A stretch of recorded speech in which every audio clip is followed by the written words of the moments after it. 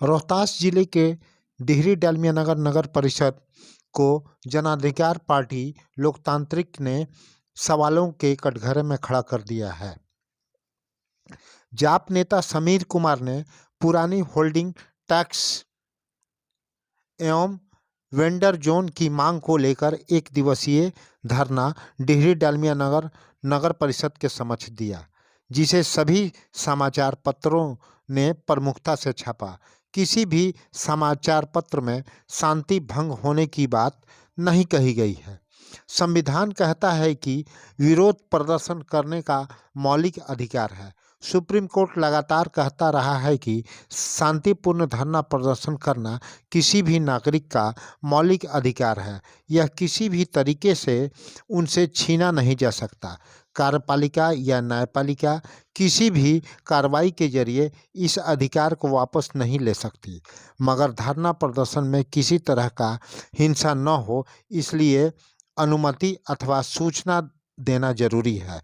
मगर जिस सरकारी दफ्तर के समक्ष धरना प्रदर्शन की बात कही जाए, वह अनुमति देगा क्या? अब हम बात करते हैं डिहरी डालमिया नगर नगर परिषद के समक्ष जन अधिकार पार्टी के महासचिव समीर कुमार द्वारा सोमवार को पुराने दर पर होल्डिंग टैक्स लागू करने एवं फुटपाथी जोन दुकानदारों के लिए वेंडिंग जोन निर्माण की मांग को लेकर एक दिवसीय धरना दिया। प्राइवेट एजेंसियों द्वारा चौगुने दर पर होल्डिंग टैक्स वसूली की जा रही है, जिस पर कोई बोलने वाला नहीं है। धरना का कार्यक्रम शांतिपूर्ण ढंग से संपन्न हो गया, मगर अनुमति और लाउडस्पीकर का बहाना बनाकर डिहरी नगर थाना कांड संख्या 1016/23 भारतीय दंड विधान की धारा 352 और बिहार राज्य लाउडस्पीकर एक्ट के तहत जाप नेता समीर कुमार सहित अन्य कार्यकर्ताओं पर प्राथमिकी दर्ज कर दी गई। क्या डिहरी नगर परिषद खुद को विपक्ष और प्रतिरोध मुक्त चाहता है? वैसे जाप के प्रदेश महासचिव समीर कुमार ने शाहाबाद परिक्षेत्र के डीआईजी को ज्ञापन देकर सामाजिक कार्यकर्ताओं पर की गई प्राथमिकी पर कड़ी आपत्ति जताते हुए कहा है कि मैंने कार्यपालक पदाधिकारी सहित अन्य पदाधिकारियों को व्हाट्सएप सूचना देकर धरना दिया था। विरोध प्रदर्शन करना संविधान के तहत मौलिक अधिकार है। कार्यक्रम पूर्ण रूप से शांतिपूर्ण रहा। आलोचना नहीं बर्दाश्त करने से यह सब परिणाम है।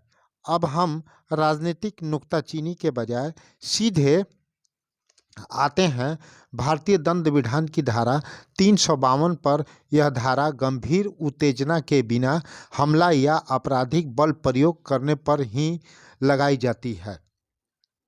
रही बात बिहार राज्य लाउडस्पीकर अधिनियम 1955 की, अभी न तो धार्मिक त्यौहार है, न ही किसी चुनाव संबंधित आचार संहिता और न ही 144 धारा लागू है। प्रावधान यह कहता है कि रात्रि 10 बजे के बाद सुबह 6 बजे तक आप लाउडस्पीकर का प्रयोग प्रतिबंधित है।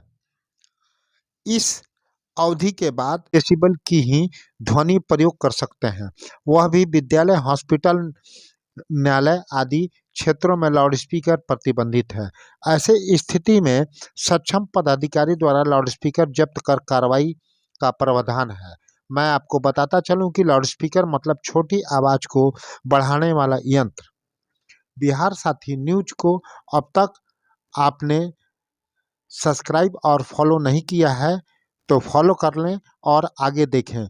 बिहार राज्य लाउडस्पीकर अधिनियम 1955 में ही धारा 3 के ABC में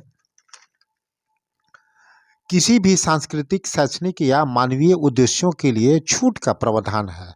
अब सवाल यह पैदा होता है कि धरना प्रदर्शन किसी भी नागरिक के लिए मानवीय और मौलिक अधिकार है, जिसे कार्यपालिका, न्यायपालिका किसी भी कार्रवाई के जरिए वापस नहीं ले सकती, मगर नगर परिषद ने हिम्मत दिखाया है।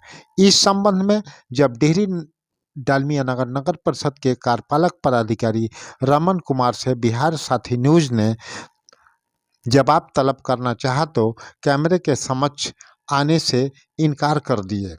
इनका कहना है कि जो कुछ करेगा वह न्यायालय करेगा। अब इंतजार है मुख्य पार्षद शशि कुमारी का, जो नगर परिषद में मौजूद नहीं थी। अगर उनका कोई भी पक्ष सामने आता है तो हम आपको जरूर बताएंगे। अब देखना है कि बिहार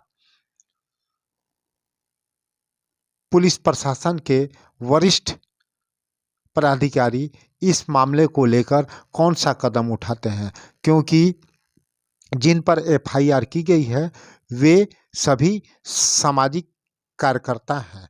ऐसे स्थिति में अगर इन्होंने किसी नियम का उल्लंघन नहीं किया है तो एफआईआर निरस्त होनी चाहिए।